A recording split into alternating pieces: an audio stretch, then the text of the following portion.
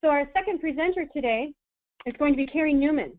He's going to talk about using IRAWS observations and alternative NWS point forecast in near-term fire behavior. So Cary Newman is the fire planner on the San Juan National Forest in southern Colorado. He's a qualified long-term fire analyst who recently used some different methodologies for modeling fire behavior while working on the Soberanes Fire in California this past season. Working with geospatial fire behavior models for more than a decade, he has learned that in spite of model limitations or inferior data, there are often alternative methodologies that can be used to improve modeled results. Cary has also presented at our events before and has been a pioneer in exploring new approaches to unique problems in fire behavior modeling. Welcome, Cary. Are you ready to take it? Yes, thank you, Diane. You made that up, didn't you? No, Zeke is the pioneer. Zeke is the pioneer, and he's a tough act to follow. He really is. But I hope I can give everybody here some information that'll be useful to them at some point in the future. I'm going to talk today about some of the challenges that I encountered while I was assigned on the Soberanes Fire in California in early mid-August 2016. And looking at the list of attendees, there's a number of folks that I recognize that probably also were assigned to the Soberanes Fire at some point. Jennifer Anderson is attending, and she was there working side by side with me. So I'd like to give her some credit also for the work that we did together. She was great to work with. And also Ryan Walbron, who was the incident meteorologist that was assigned while I was there and is presenting also today, was so instrumental in helping me wrap my mind around the weather along the coast of California, the central coast there, south of Monterey. So thanks, Ryan. Glad you're here. Also, Zeke was there also. And so, you know, there's a number of us here today that definitely had some challenges in trying to forecast what the Soberanes Fire was going to do.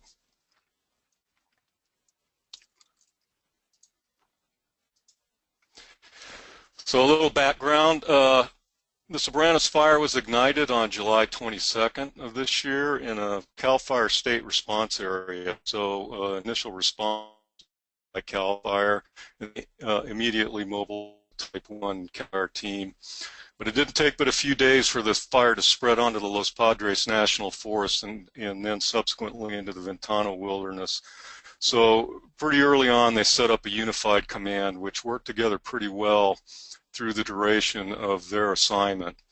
The fire was declared 100% contained on October 12th of this month, or last month now.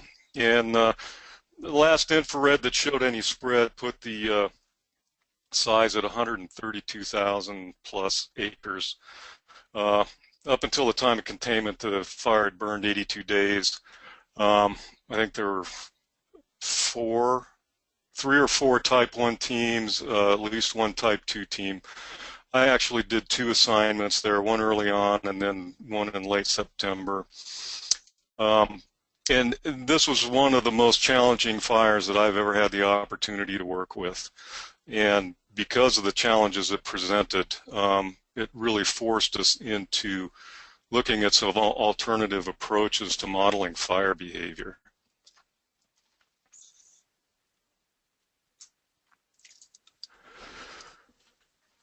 So while we were there, it was all about the marine layer. This is where the fire was in early August, and what you see is actually infrared imagery, or the NIROPS picked up one night, which shows an example of the marine layer intrusion, and this would have been overnight.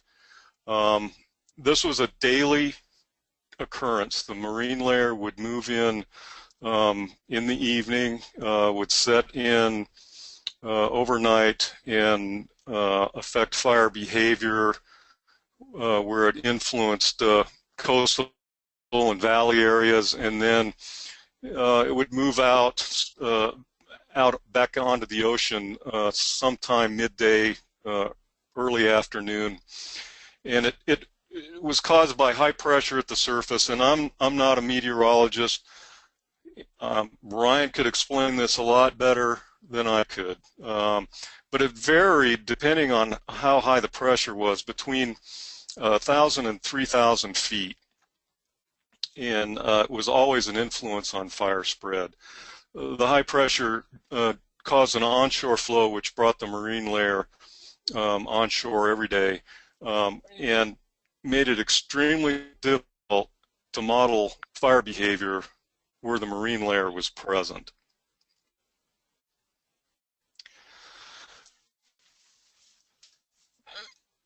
So this is a fairly early morning photograph, but you can see the marine layer is right at about 1,000 feet there. This is on a ridge top, and you're actually looking out across the marine layer. I'm not sure which direction the photo is looking, but this was an everyday sight for the people that were working the lines up on the ridges. This is another shot looking east. Obviously, it's sunrise on the 3rd of August, and not sure where the picture was taken. It may be looking out across the Carmel Valley and Salinas Valley over to the range to the east of the Salinas Valley, or it may be on the coastal ridge looking across the Ventana Wilderness, but you can see that it's pretty well filled in. This is at about 6 o'clock in the early evening on the 4th, and while this isn't all moisture from the marine layer, there's quite a bit of smoke in there, but you can see that it's very well defined where the top of the inversion is, and it really turns the world upside down. Lapse rates are inverted, temperatures are much lower at lower elevations, and our relative humidities are much higher. At higher elevations, you get the highest temperatures and the lowest relative humidities. This is about afternoon as the marine layer is beginning to back off towards the coast. This would be looking to the northwest, and the marine layer off to the left there is moving back down towards the coast. And you can see they're actually burning out down in the bottom of the canyon there. So what we're looking at here is a DEM that gradiate elevation, and where it's yellow, orange, and red are elevations above 2,000 feet, and green is below 2,000 feet. Again, looking at that IRAWS image of what they term cloud cover, but it's really the marine layer. You can see in a lot of places it correlates pretty well to about the 2,000 foot level in this particular instance. And as I mentioned earlier, depending on the pressure, high pressure, it would either flatten it down below 2,000 feet, or if the pressure was lower, it would allow the marine layer to rise up. But we began to notice pretty early on that the fire was really actually spreading along the ridge tops above 2,000 feet, or above the marine layer. That's what caused us to put together this DEM map, because we wanted to be able to kind of look at where we thought the fire was going to spread. In this short example, over two days of spread, that you can see that the fire is wanting to walk along the ridges up above the marine layer.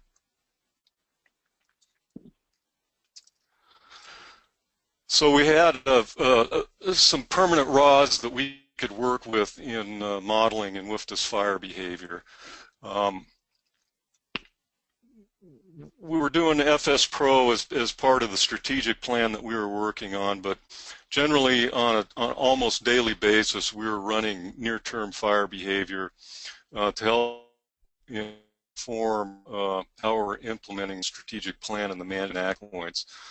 So as you know, in near-term fire behavior, you have one choice of a weather station that's going to influence both fuel moistures and fuel moisture conditioning and forecast wind speeds, direction, and RH and temperatures as they relate to fuel moisture conditioning throughout the projection period. So we really only had 3 stations to choose from. We had the Big Sur IRAWS, which was over near the coast and almost always in the marine layer. We had the Hastings IRAWS, which was over in Upper Carmel River Valley, which was oftentimes influenced by the marine layer. And then we had the Arroyo Seco IRAWS, which is over on Arroyo Seco, down in the bottom of the canyon. So we had to make some choices about which weather stations not only to use for near-term fire behavior, but also for FS Pro. If we take a look at each one individually, the Big Sur IRAWS is at 354 feet, and it's down in the marine layer here. If we look at a windrows from Big Sur, you can see that it has a pretty good variety of wind directions, but the wind speeds are fairly low. And this is looking at both 10-minute average winds and gusts. If you look at the Hastings IRAWS, which is over in the Carmel Valley here, the thing that came out right away was the wind climatology for Hastings IRAWS is very much terrain driven. You can see over a 1-month period that the winds are almost, majority of the winds are out of the northwest and then west, but very little wind of any other direction. If you look at the Arroyo Seco IRAWS, over here in Arroyo Seco Canyon, you can see also that it's very much terrain-dominated winds, generally out of the east, which would be up valley, up canyon winds. So our choices for winds were very limited. In fact, there were no good choices for winds. So what we had to look at next was which stations might be good for temperature and relative humidity that would affect fuel moisture conditioning.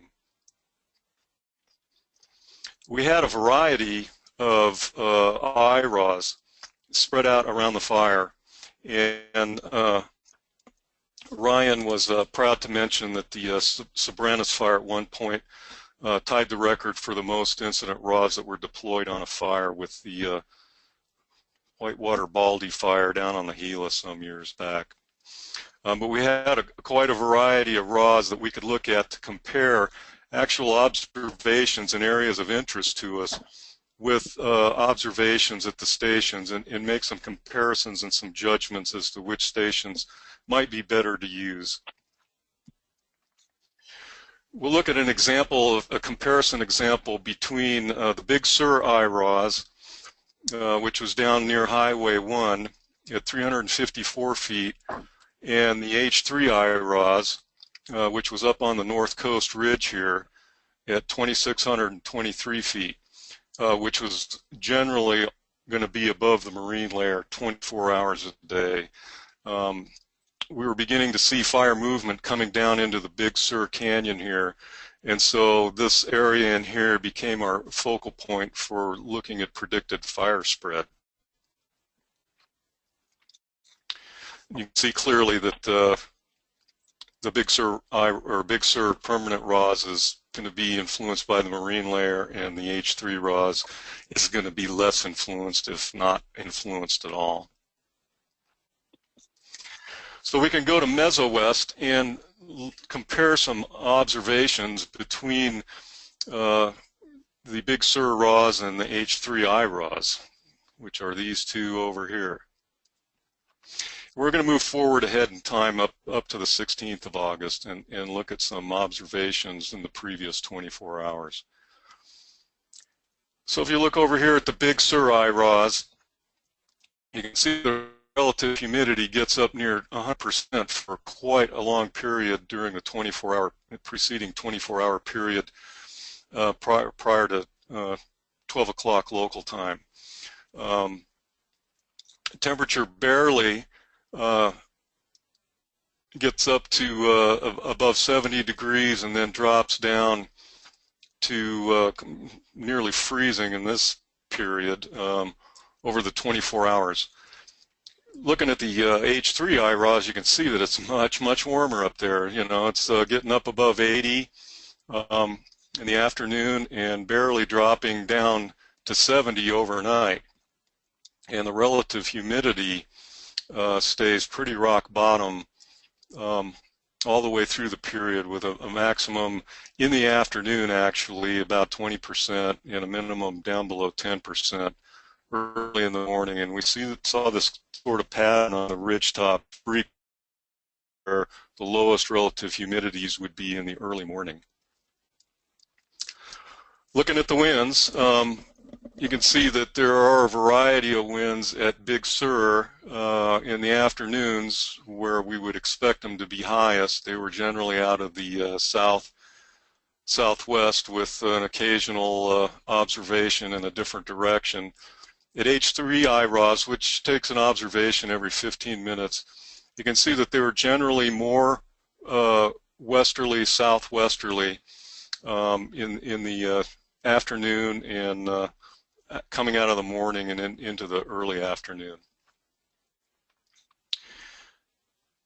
Look at the comparison with the Hastings RAWS with H3.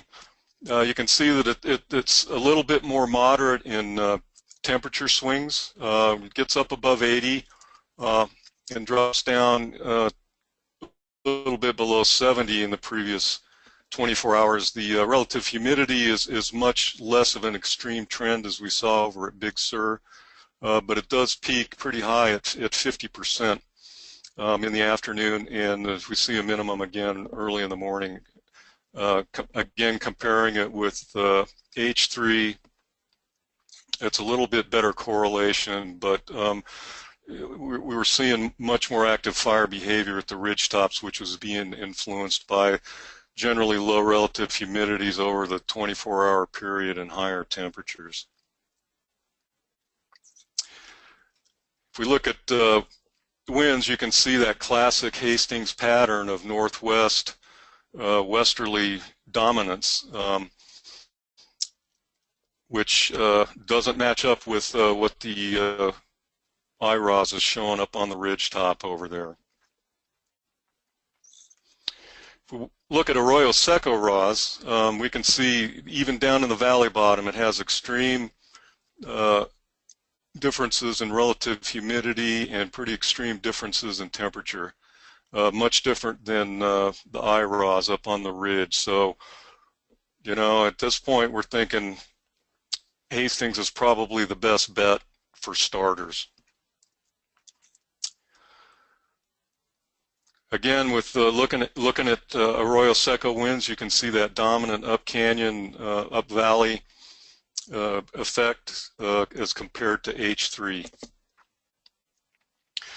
We can make a couple other quick comparisons. This is the Hastings RAWS at 1,885 feet, and the Blue Rock RAWS up at 2,600 feet, which is oftentimes going to be above the marine layer. Little better correlation between Blue Rock and Hastings, as you can see here. Blue Rock gets a little bit higher humidities in the afternoon than H3, way over to the west on the north coast ridge. Blue Rock RAWS winds are completely different than the Hastings winds. Another quick comparison between Arroyo Seco and Choose Ridge. Choose Ridge was the highest IRAWS that we had, up at 4,800 feet, and Arroyo Seco way down in the bottom of the canyon there. We also will look at Tasahara RAWS, which was down at Tasahara Hot Springs, down in the canyon bottom there. Again, Arroyo Seco with that wild swing in relative humidity overnight and temperatures as well. Choose Ridge is much more similar to H3, where you have much less fluctuation in temperature and relatively low humidities for the 24-hour period. The lowest humidity in this particular period was around midnight. The Arroyo Seco winds and the Choose Ridge winds, which were much more variable in direction in the afternoon. And then looking at Tassajara IRAWS, Tassajara was a pretty hot spot down there. It got oftentimes above 100 degrees down in the bottom, as well as down in Arroyo Seco, but it had much less fluctuation in relative humidity. Winds are a little bit more similar to Arroyo Seco because they're terrain dominated, where the IRAWS was located in the bottom down by Tassajara Hot Springs. So we made some choice early on that neither Big Sur or Arroyo Seco were going to be representative weather stations for modeling near-term or FS Pro for that matter, and that we would begin with the Hastings IRAWS. Looking at H3, Blue Rock, and Choose Ridge, you can see that they're all higher temperatures throughout the period and lower relative humidities, and that Hastings was going to be the best choice initially.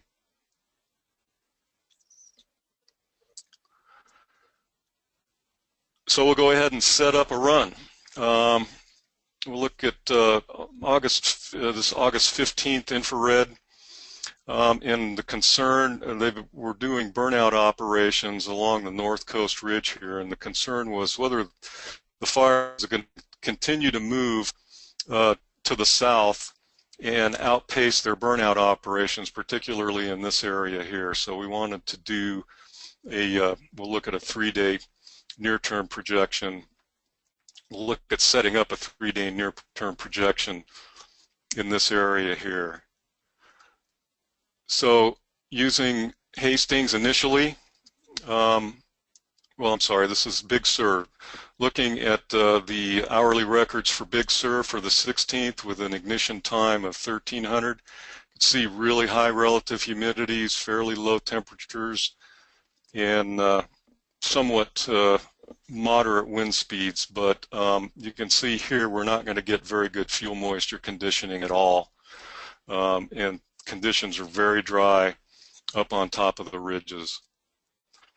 Saw same condition with Arroyo Seco here, so those are not good choices. So we want to look at Hastings, and we see fairly low relative humidities forecast out beginning after 1300 on the 16th. But again, we're seeing that west-northwest wind component. In this, using Hastings for the 17th, RHs are a little higher. Winds are going to be to the west. Similarly on the 18th, so we're going to go with Hastings here. But if we only had a point forecast for H3 IRAWS like we do for Hastings, so what can we do? Well, we found a trick. And this is real time right now with the San Francisco Monterey forecast office page. But you actually click here and bring up a forecast grid.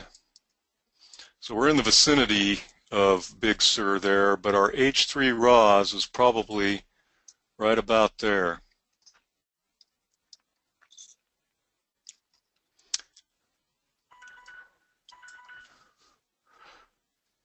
So we're in a grid that's fairly close to where the H3 IRAWS is, and you can notice the elevation here is at 2,388 feet. We could poke around and find maybe a grid that had a little bit better elevation representation, but what we're able to do here is go over and grab the tabular forecast. Now this is for today, but you can select out of this tabular forecast what you want to look at. Particularly, we're going to look at temperature, relative humidity, surface wind, and also 20-foot wind over here. And we could take that grid, which at 2,549 feet is pretty representative of where the H3 IRAWS was. And we could actually, and this is a grid from the 16th of August, we could actually plug those numbers in for 20-foot wind speed, which you see here is quite a bit lower than the Hastings forecast, but we were also very interested in the wind direction. So we could plug those numbers in too. Now it's interesting here that relative humidities forecast up at the in that grid are actually quite a bit higher than the forecast relative humidities here. But what we often did was we'd go ahead and populate the temperature and relative humidity for the entire 24 hours, the hourly records, for all of the days of the near-term run, as well as the wind speed and direction during the burning period that we had selected. And we would actually go back then and look at the H3 IRAWS observations and use the temperature and relative humidity and sometimes sky cover going back 24 hours in the hourly record. So if in this case it would have been for the 15th, to get a little bit better fuel moisture conditioning. So in a nutshell, that's the process we used, but it's just the tip of the iceberg. We also had to deal with burn periods, which was extremely challenging. And Tim Chavis, the F-band with CAL FIRE 4 team that was already there when we arrived, had clued us in that there's two burning periods.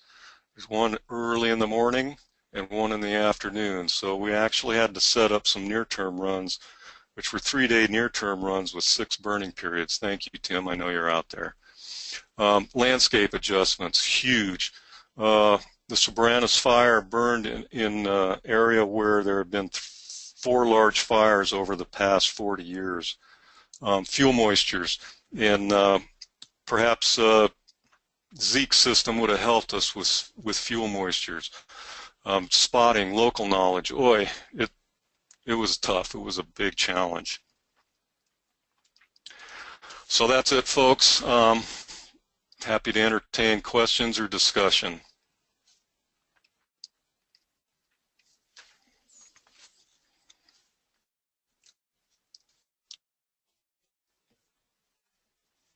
We haven't seen any come through the questions feature in GoToMeeting, but there's got to be something out there. Hey, Cary, this is Dan Mindar. Not so much a question as a statement, but that process can also be useful if you've got some missing weather data or such as a means to go get some weather data to populate those fields. Absolutely.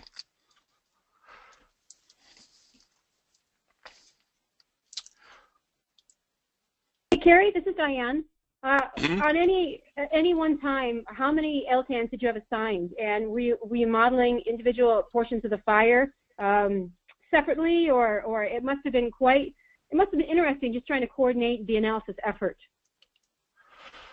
Well, to answer your first question, for the time that I was assigned, it was Jennifer Anderson and I, but we also had Ryan Walbrun was there as the IMET, a huge resource, and Tim Chavis and John Hagee from CAL FIRE there as F-bands. And together, and Ryan had a trainee also, but together we oftentimes worked as a team to try and sort all of this stuff out. It was never an individual effort on anybody's part.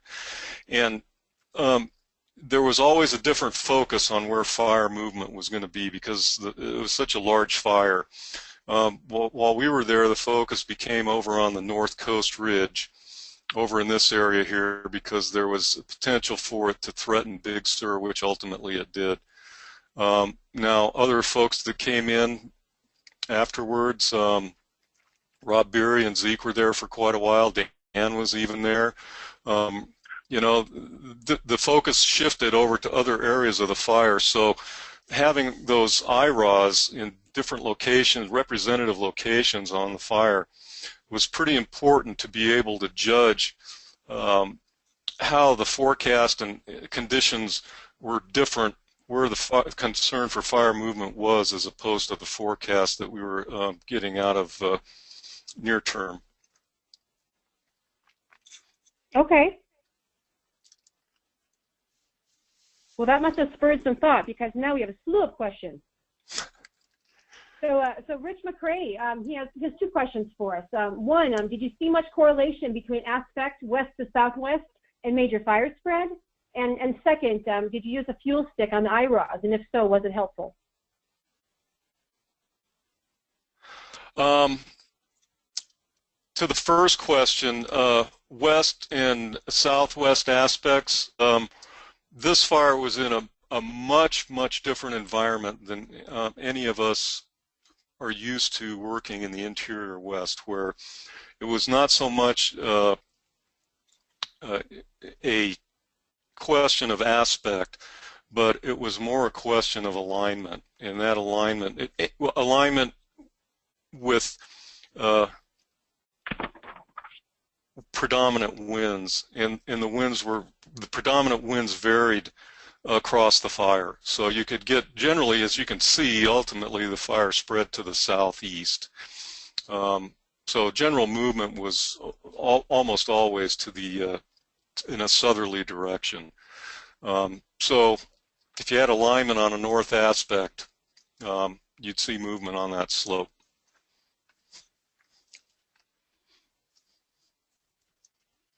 And how about the fuel stick? Oh, the fuel stick. To be honest with you, Rich, what we were paying attention to was we did a lot.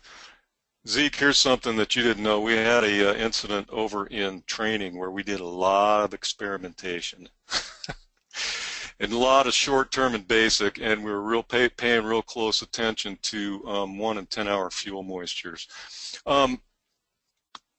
Fuel moistures were generally rock bottom everywhere above the marine layer.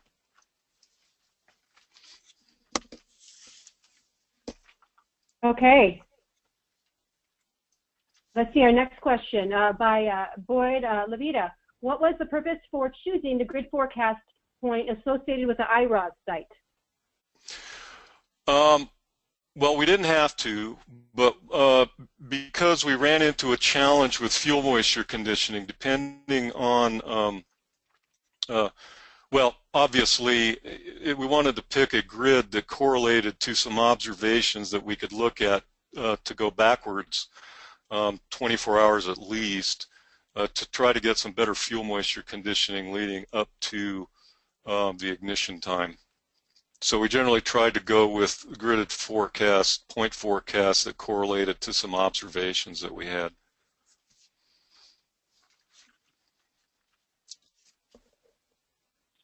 Okay, thanks. Let's see, we have a question from Ashley Sykes. What weather data did you use for FS Pro and why?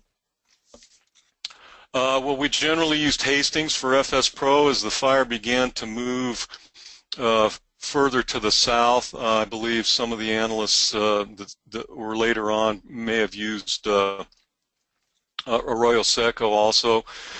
Hastings was, of the 3, Hastings was the best one to use for ERC classes, but it was terrible for winds, as they all were.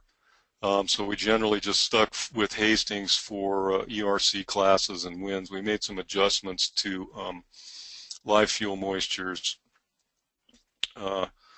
But FS Pro was a tough one, and I don't know how valuable it was. Okay. Next question, Elise Bone. With the modified weather inputs, how well do the near-term and FS Pro runs match actual fire behavior and growth? Well, the problem was that when you apply forecast observations to a point above the marine layer and the fire moves down below the marine layer, which it frequently did, they no longer become valid. So what we would see was that probably for the first 2 days the near-term projections would match up reasonably well. But if the fire moved down into, say, Big Sur Canyon here and down into the marine layer, it would slow down, and the near-term projection would outpace it. We also had times when later on in the 4-day period the fire moved a lot further than the near-term projection showed. But we found out early on that it was much easier to over project than it was to under project.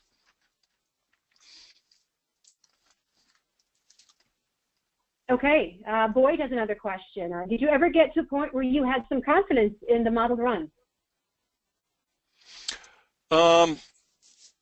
Yeah, back on the 7th of August, when the concern was whether or not to fire out along the north coast ridge down in here, we did a projection which showed that the fire would come over the ridge and down towards Highway 1 here, which it ultimately did.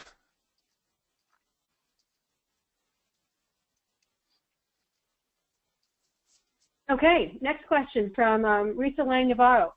Were there any other weather stations that might be used, say from DOT or other agencies outside the National Weather Service and IRAWS? They may not have had all the components needed, but could there have been some components that were used?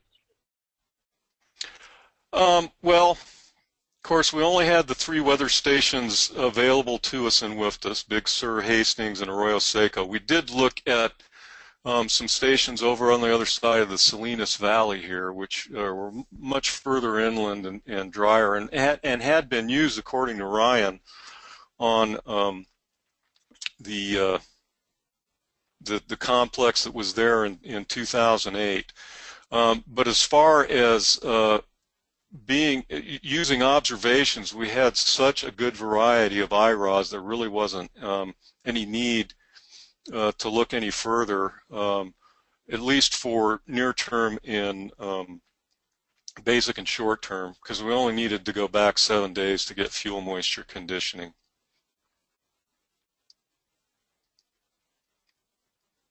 Very good.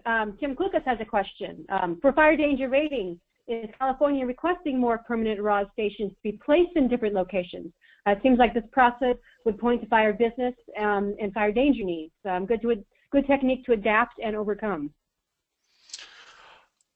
I can't answer that for Southern California, South Ops, but I think probably they've got the best they have that they can work with in this northern part of the Los Padres, because so much of this area here is all in the Ventana wilderness.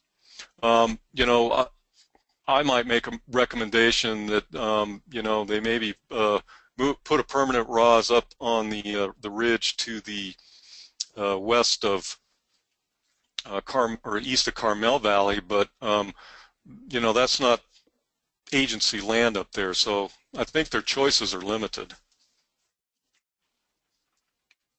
Okay, we have 2 final questions from Rich McRae. Was the IMET able to forecast how far inland and how deep the marine version was each day? We'll start with that one. Ryan did an excellent job. I mean, the guy's from Monterey. He lives in this country all the time. I mean, if you needed an IMET on a fire like this, Ryan was the one you wanted. Good to know. We also have, how did you interact with the IMET as far as briefings on FS Pro or near term? Ryan was a busy guy, and of course he was producing his forecast for an immense area. I think at one point this fire had 3 zones, 5 branches, and upwards of 26 divisions. So the F-bands and the IMETs had a huge job to try and distill everything down into a briefing that could be provided that was relevant to people in a widely diverse area. So it was kind of difficult sometimes to corner Ryan and say, hey Ryan, what do you think about this forecast that's coming up in WFDS here? And so we just kind of went rogue and came up with our own. We would talk to Ryan about it. He'd say, yeah, that's a great approach. Okay, and the last question is, what was the effect of the previous fire's footprint? The effect was that vegetation has been changed immensely over the years. We had the marble cone in 1977, the Kirk complex in 1999, and the Indians fire, which it never burned into, and then the Basin complex in 2008. So what you saw was that while there was still some timber left down in the canyon and valley bottoms, most of the ridges have been converted to brush. And from a landscape perspective, even Landfire 2012 hadn't grown the brush to the point to where it was, so we had to make some conversions to show that brush had matured over time.